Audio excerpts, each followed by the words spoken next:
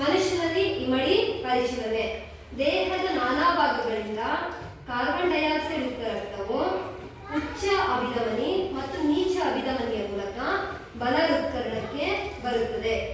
ಬಲ ಹೃತ್ಕರ್ಣದಿಂದ ತ್ರಿಕವಾಟದ ಮೂಲಕ ಬಲ ಹೃತ್ಕುಕ್ಷಿಗೆ ಬರುತ್ತದೆ. ಬಲ ಹೃತ್ಕುಕ್ಷಿಯಿಂದ ಫುಫ್ಫುಸಕ ಅಪಧಮನಿಯ ಮೂಲಕ ಶ್ವಾಸಕೋಶಕ್ಕೆ ತೆರಳುತ್ತದೆ.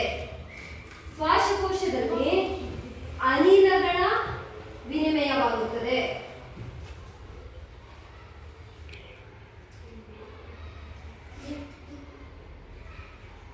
ಈ ಅನಿಲಗಳ ವಿನಿಮಯವಾದ ನಂತರ ಆಕ್ಸಿಜನ್ ಪೂರಿತ ರಕ್ತವು ಫುಫ್ಫುಸಕ ಅಭಿಧಮನಿಯ ಮೂಲಕ ಎಡ ಹೃತ್ಕರ್ಣಕ್ಕೆ ಬರುತ್ತದೆ. ನಂತರ ದ್ವಿಕವಾಟವು ತೆರೆದುಕೊಳ್ಳುತ್ತದೆ.